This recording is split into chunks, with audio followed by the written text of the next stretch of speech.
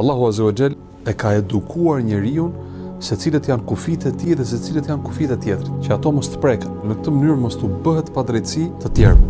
Ka bërë me dije njeriu që ka përgatitur ndëshkime për ata cilët i kalojnë këto kufi. Dhe Allahu e përmend ditën e Kiametit si një ditë e vështirë. Dhe ata të cilët nuk e kanë frikë Allahun Azza wa Jall, u bëjnë padrejtësi njerëzve, marrin njerëzve me të padrejtë atë që është e tyre. Allahu Dhul Jalal ditën e gjykimit vendos drejtësinë në vend. Një lloj përgëzimi për ata të cilëve u është bërë padrejtësi, që e din që ka një ditë gjykimi, e din që ka një ditë që ata të cilët nuk e patën frikë Allahun Azza wa Jall në jetën e kësaj bote dhe guxuan të thyenin kufit e Allahut, ditën e gjykimit do të marrin atë që meritojnë. Dhe atyre që u është bërë padrejtësia do të kthehet ajo që u është marrë. Shumë prej haditheve dhe shumë prej ajeteve të cilat vijnë dhe për ditën e Kiametit, dhe për ditën e ringjalljes, dhe për ditën e gjykimit, dhe për dënimet e zjarrit të xhenemit, Allahu përmend në Kur'an që dënimi im është dënim i dëmshëm. Pra ja përkujton njeriu të mos kaloj kufit e Allahut, që njeriu të ketë kujdes dhe të friksohet Allahut. Allahu e përkujton me jetën e botës tjetër, që njeriu të reflektojë